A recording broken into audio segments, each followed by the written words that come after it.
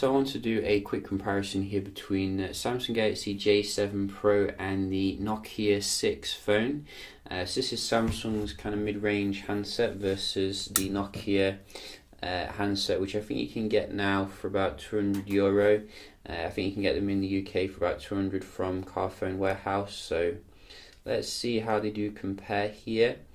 I think you're getting some pros and cons with both phones. Very nice design though in terms of the metal on both of them, although I think the Nokia is a little bit more attractive. I think they're coming at 5.5 inches with different screen technology.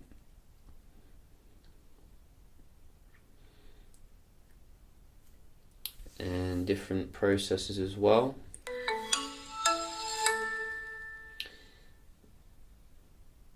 So you can see the J7 Pro isn't messing around here in terms of the boot up, but the Nokia is not too far behind here. Now, as I said, the screen technology is way different here on both of them. I mean, the Samsung just looks so much better. Looking at it from this particular angle, you're getting a Super AMOLED display here versus the more LCD kind of display, but it's decent enough when you're looking head on. It just could have been a lot brighter, I think, for the Nokia. It does have a nice curve going around the screen though, so it gives it like a 2.5D kind of feel about it. So we're going to do a speed test, have a look at the performance here and see how they do compare. So everything's closed down and up to date.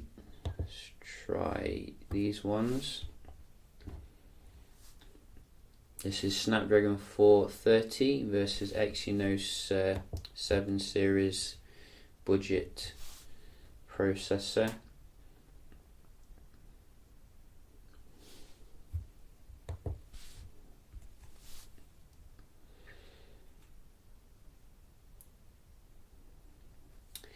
And I think straight away you can see here the J7 is going ahead, which is nice, although the stock apps look a little bit snappy here on the right.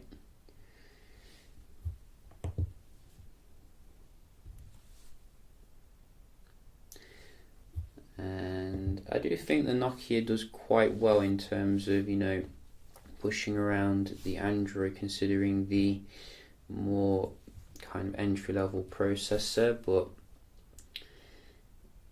I think they could have done a bit better in terms of the processor for future-proofing. Let's just have a look at some games here. We do have some on the right.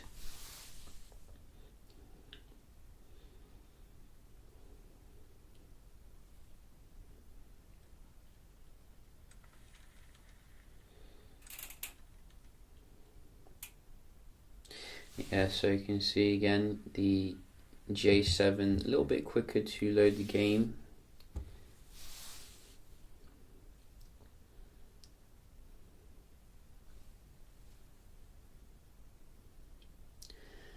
Both of them coming with fingerprint sensors.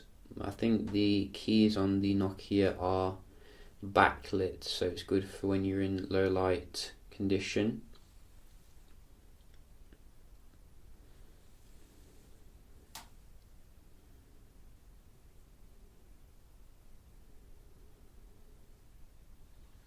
So you can definitely see here the J7 has much faster performance day to day when it comes to the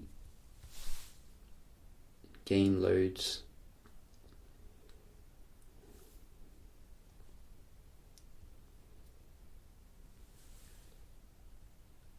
Neither are speed demons though, so I wouldn't recommend them if you're looking for gaming primarily. And you can see how long the Nokia 6 does take for pretty much everything.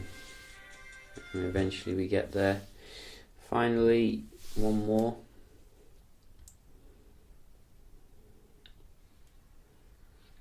So I think this is a total knockout. You can really see, apart from one or two stock apps, the J7 Prime has fantastic performance. J7 Pro, shall I say. Samsung has so many different names now for its phones that you could lose track. So let's just have a look at the GPS performance on both of them.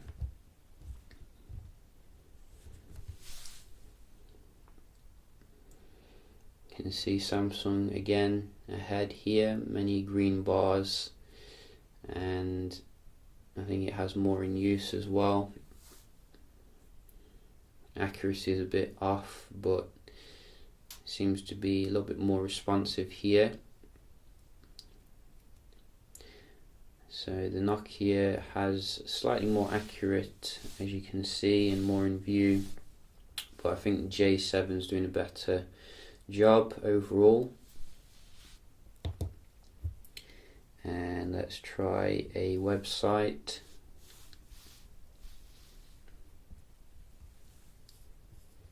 So let's try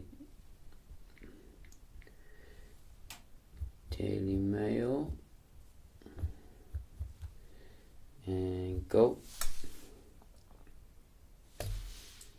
Nice and fast here on the Nokia to load the search.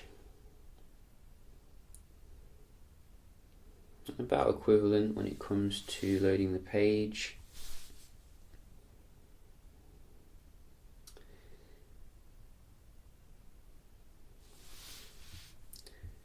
So look at the pictures here.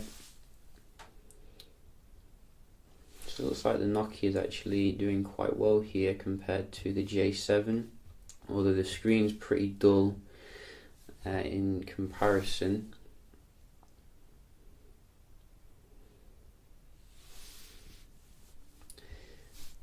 So let's just try one more here.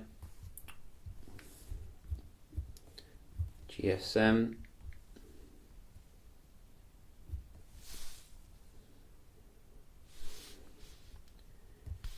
And go.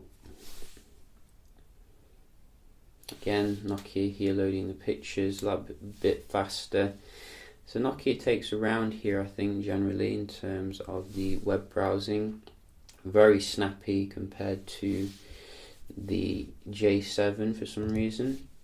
Let's just try the multitasking. Hopefully Nokia will dominate here.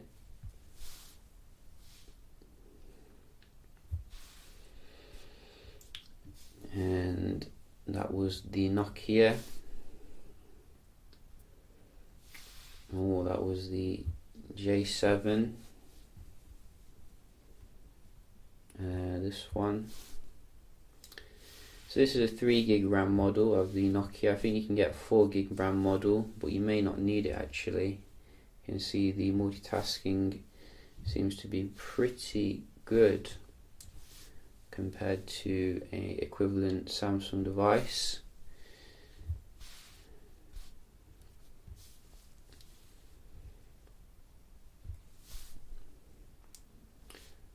So I'm quite satisfied here that the Nokia is doing better for the basic apps. Let's just try the let's just try some games here. That's the real test. So both of them can't hold that one in memory. And let's try this one.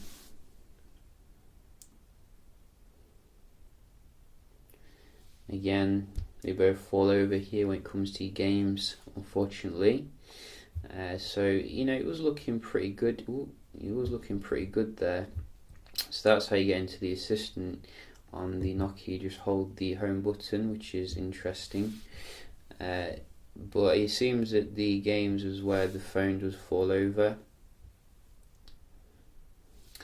unfortunately. So probably worth getting the 4 gig RAM model if you do a lot of gaming here.